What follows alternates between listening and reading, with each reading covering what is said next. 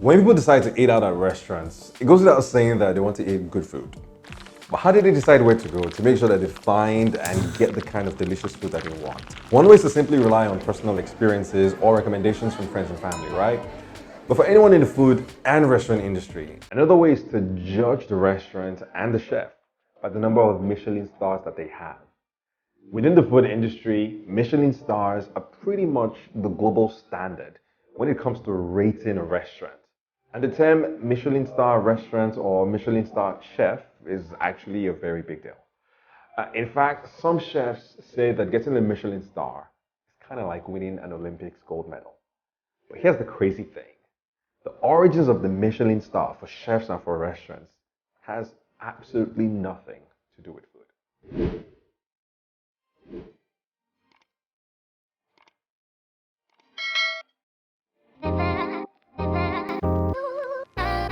The story of the Michelin Star System starts in France way back in 1889.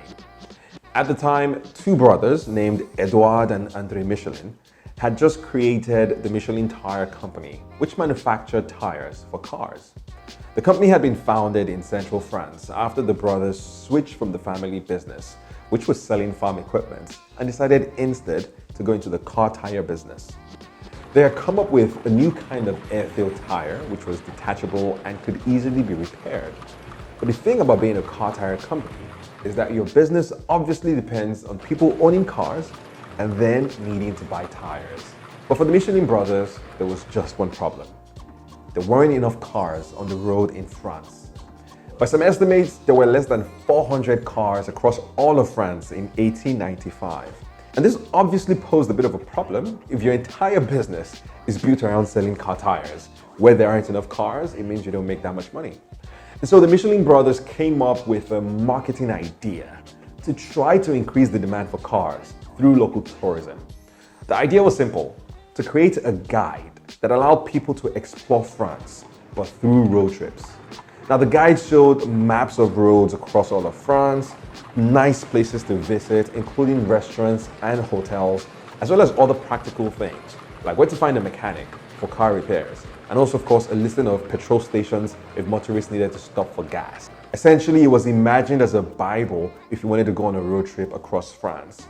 And the general thinking here was, if you provided people with a map of cool places they could drive to, then they would be more likely to take road trips and actually drive to those places. And so in 1900, the first ever Michelin Guide was published. Records show that there were nearly 35,000 copies initially published and distributed for free across all of France, because again, the idea was to get this into the hands of as many people as possible to get them on the road. And the move was apparently successful, because by 1904, they had also published the Michelin Guide for Belgium as well. And then by 1910, they had published Michelin Guides for Spain, Portugal, Germany, Switzerland, Algeria, and Tunisia. But then fast forward to 1922, and that's when the two brothers noticed that one of the most popular sections on the Michelin Guide was actually the section where they listed restaurants. And so they thought, how about going one step further in the guide by deciding not just to tell people where restaurants were, but to also attempt to try to tell them how good those restaurants were by rating them. Now, the first step to doing this was to hire anonymous inspectors whose job it was to visit these restaurants, enjoy the dining experience, and then provide reviews that would be used to rate the restaurant. Essentially, this rating system was based on the feedback of these inspectors, but these inspectors were anonymous, and this process was a secret, so nobody knew who they were.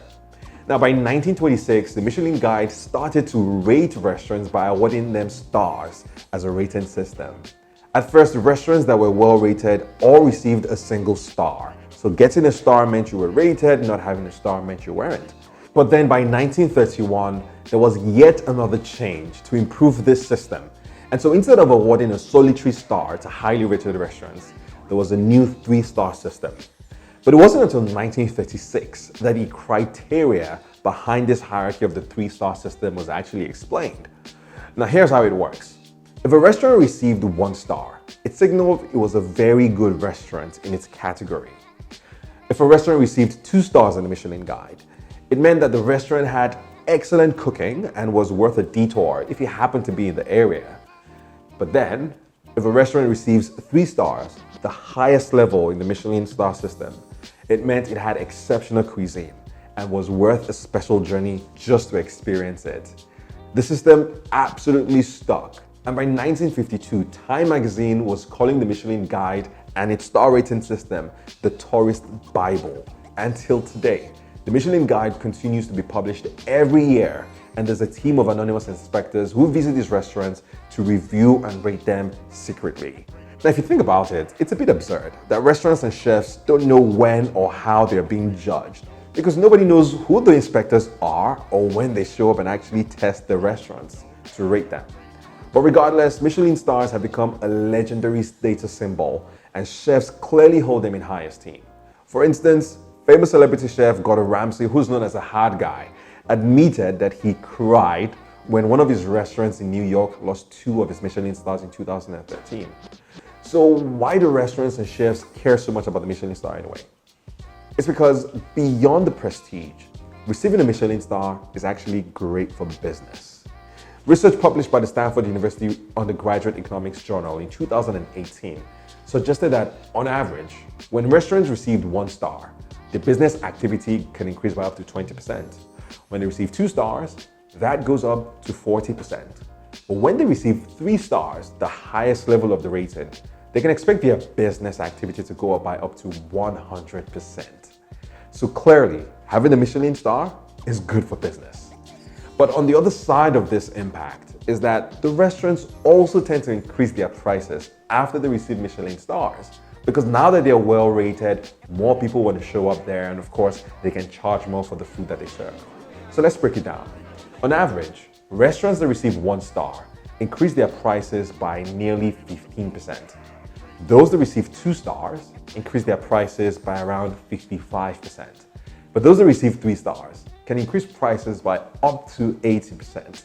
Now, the scale of these price increases is far higher than any other indicator that tends to drive prices in the restaurant business.